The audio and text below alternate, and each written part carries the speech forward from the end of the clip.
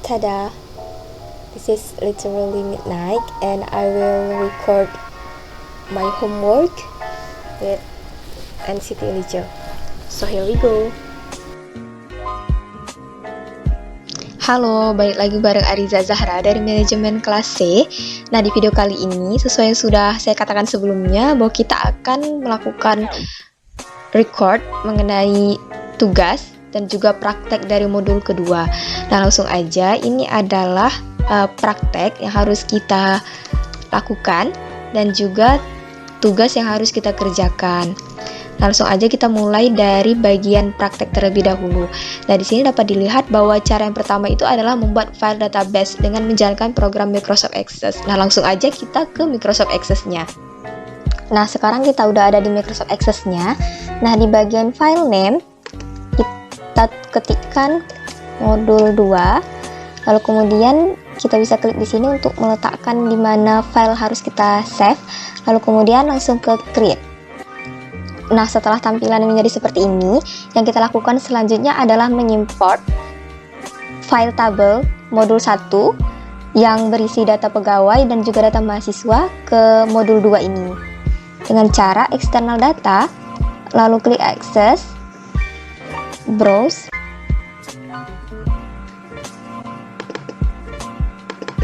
nah lalu kita tinggal klik tugas modul 1, open, dan klik pada import tables, lalu klik OK. Nah, di sini jika sudah keluar pop-up seperti ini, yang kita klik adalah select all dan OK. Lalu kita aktifkan centang pada save import steps dan save import. Nah, ini sudah terimport data pegawai dan juga data mahasiswanya. Nah, jika sudah muncul data pegawai dan juga data mahasiswanya, yang kita lakukan selanjutnya adalah memodifikasi tabelnya. Nah, dapat dilihat di sini bahwa cara yang pertama adalah aktifkan atau buka file tabel data pegawai. Langsung aja kita kembali ke Access dan klik pada data pegawai. Lalu kemudian kita ubah ke Design View. Nah, sesuai perintah di modul bagian praktek, di sini kita akan ubah field goal menjadi golongan. Lalu kemudian per bagian data type status dari teks kita ubah menjadi yes atau no. Kita klik, lalu kemudian kita akan menambahkan field baru setelah field nama pegawai, yaitu kita klik pada bagian golongan dan insert rows. Nah, jika sudah seperti ini, kita ketikkan departemen. Lalu kemudian pada data tab departemen, kita ubah dari teks menjadi lookup wizard. Nah, jika keluar pop-up seperti ini, kita klik opsi yang kedua, I will type in the values that I want. Lalu kemudian klik next. Nah, di sini kita ketikkan keuangan, personalia, penjualan, pemasaran, dan yang terakhir adalah produksi. Nah, kemudian kita klik finish. Lalu kemudian kita klik view dan kita kembalikan ke datasheet view. Nah, di sini kita klik yes. Di sini klik yes saja semuanya. Nah, di sini sudah kembali ke datasheet view. Lalu kemudian di bagian departemen kan masih kosong. Nah, kita bisa langsung isi dengan klik pada tanda panah ke bawah dan kita klik pada keuangan. Kita isi saja sesuai dengan tabel yang sudah ditunjukkan di modul. Kita lakukan sampai ke yang terakhir, yaitu yang terakhir adalah produksi. Nah, lalu kemudian pada bagian status juga masih kosong.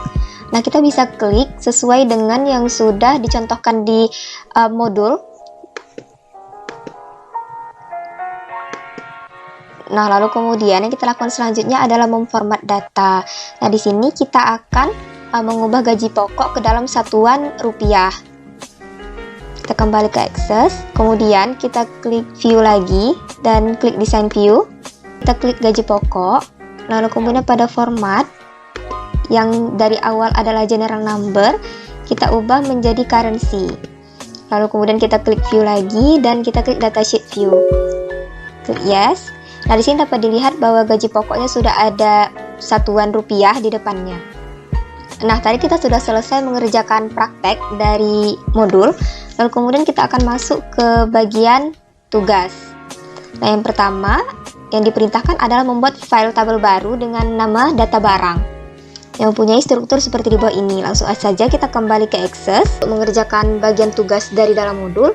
Kita kembali membuka Microsoft Access dan kita ganti file name dari database 1 menjadi tugas modul 2. Nah, kemudian kita klik ini dan kita pilih di mana kita akan menyimpan filenya.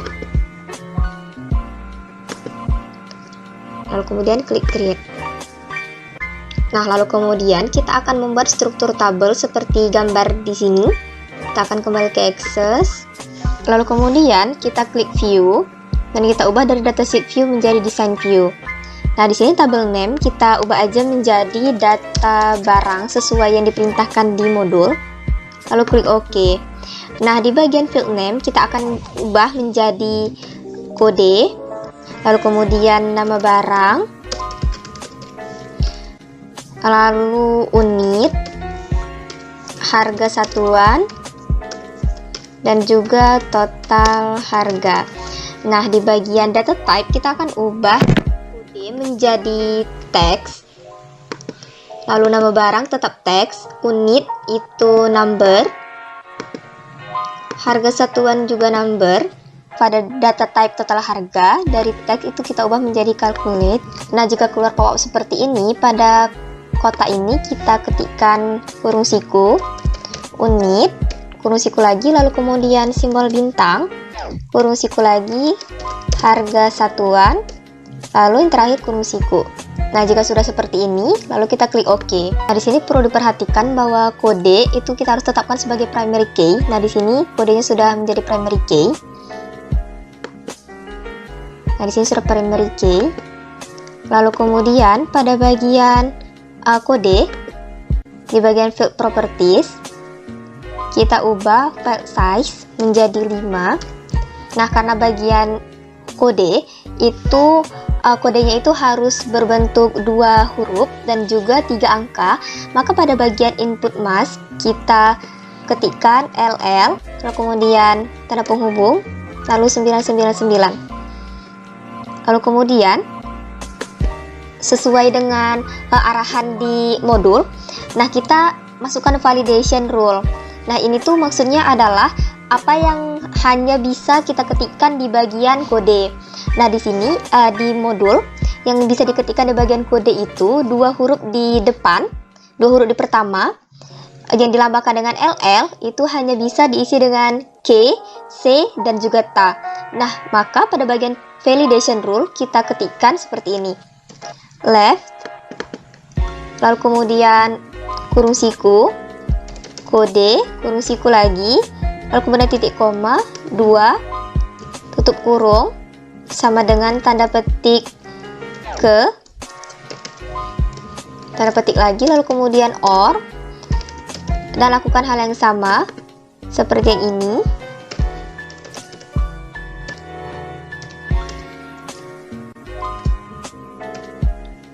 Namun di sini kita tidak mengetikkan ke lagi, tapi kita mengetikkan se. OR lagi dan kita lakukan hal yang sama.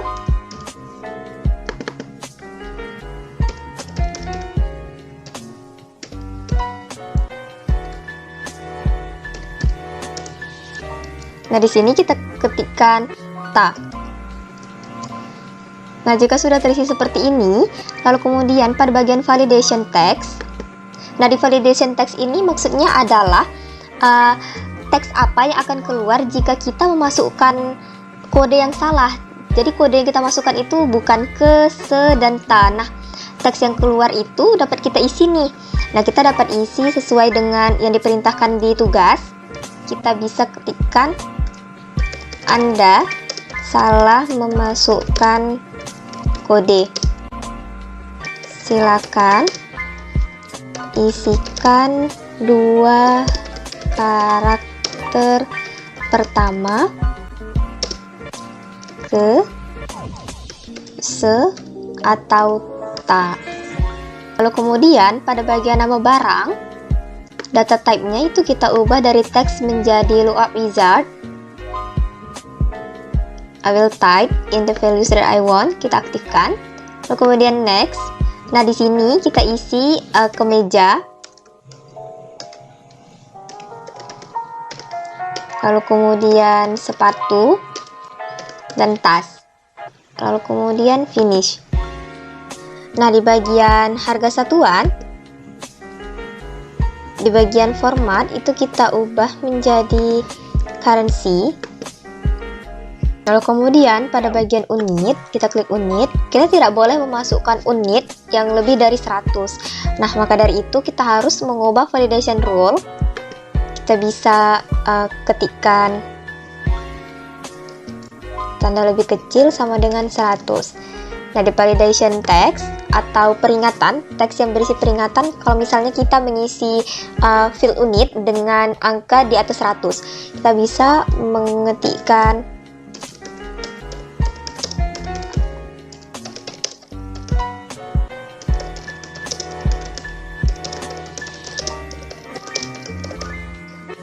Nah, lalu kemudian jika sudah seperti ini, kita kembali ke datasheet view. Klik yes. Nah, perlu diingat bahwa dua huruf di depan ini harus diisi dengan ke, se, atau dengan ta. Nah, jika kita coba kita isi dengan selain ke, se, dan ta, dan kita isi dengan ra. Lalu kemudian di sini kita isi 001.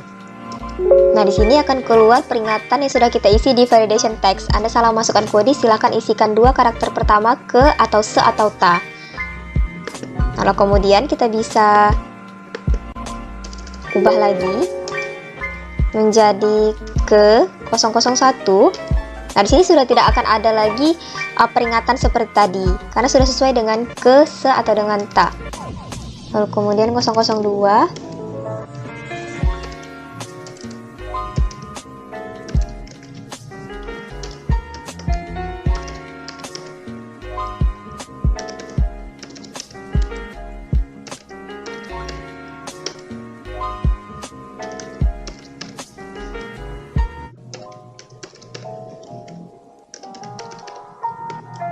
Dan ta 010. Lalu kemudian di nama barang kita bisa klik tanda panah ke bawah. Nah, kita isi sesuai dengan kode yang awal ini. Kalau ke itu berarti kemeja, se itu berarti sepatu, dan ta itu berarti tas. Nah, karena yang pertama itu ke, maka ini kemeja. Kita lakukan hal yang sama sampai ke yang paling bawah. Nah, jika sudah terisi semua nama barangnya seperti ini, kita berpindah ke field unit. Nah, di field unit ini seperti yang tadi sudah kita atur di design view, bahwa unit ini tidak boleh lebih dari 100. Misalnya kita contohkan 110, kalau itu lebih dari 100. Nah, akan keluar validation text yang kita isi tadi, yaitu Anda salah masukkan data, silahkan coba lagi. Kemudian kita akan rubah menjadi 25, 15, 8, 50, 35, 12, 5, 43, 28, dan juga 10. Lalu kemudian di harga satuan, kita akan masukkan juga harga yang sudah diarahkan pada modul. Maka kita akan masukkan 150.000, 125.000, 200.000, 100.000. Kita lakukan sampai ke yang paling bawah, yaitu record ke 10. Nah, jika kita sudah mengisi harga satuan sampai ke record terakhir, maka kita tidak perlu menghitung lagi total harganya karena dia sudah dikalkulasikan. Tetapi di total harga ini kita perlu mengubah formatnya terlebih dahulu. Maka kita klik view, design view. Nah, di bagian total harga kita klik total harga, dan di format ini kita klik tanda panah yang ke bawah dan currency. Lalu kemudian kita kembali ke datasheet view. Klik yes. Nah, di sini sudah ada satuan rupiahnya. Lalu yang kemudian jika setelah seperti ini, kita akan mengcopy struktur tabel ini. Nah, kita klik data barang. Kita kita copy, lalu kemudian di bawah ini kita paste. Kita ubah table name-nya menjadi data barang 2, lalu klik OK. Lalu kemudian kita paste lagi. Nah, di sini kita ganti table name-nya menjadi data barang 3, lalu klik OK. Lalu kemudian data barang ini kita rename, kita ubah namanya menjadi data barang 1. Nah, jika udah seperti ini, kita open semuanya, ketiga data barang. Kemudian kita akan mengurutkan data barang 1 berdasarkan total harga dari yang paling besar ke yang paling kecil, dengan namanya adalah secara descending. Nah, itu caranya adalah kita klik panah bawah di samping kanan total harga, lalu kemudian kita sort largest to smallest, karena descending itu artinya adalah kita mengurutkan dari yang paling besar ke yang paling kecil. Kita klik sort largest to smallest, dan di sini sudah kita lihat bahwa perurutannya itu sudah berubah, yaitu dapat dilihat dari total harga yang paling besar yaitu 7 juta dengan yang paling kecil yang terakhir itu 1.200.000. Kemudian pada file data barang kedua kita akan melakukan filter data berdasarkan unit, yang mana yang kita cari itu adalah yang memiliki angka di bawah atau sama dengan 25.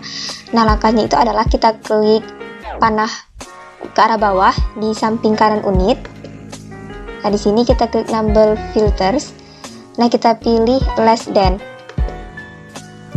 Di sini kita ketikkan 25 karena kita akan menyaring data yang angka paling besarnya itu ada 25. Lalu kemudian kita klik OK. Nah, di sini terlihat bahwa yang hanya tampil itu adalah data-data yang memiliki angka unit yang paling besar itu 25, yaitu di bawah 25 sampai ke 25. Pada file data barang ketiga, kita akan melakukan filter data berdasarkan total harga dari nilai 1.500.000 sampai ke 5 juta.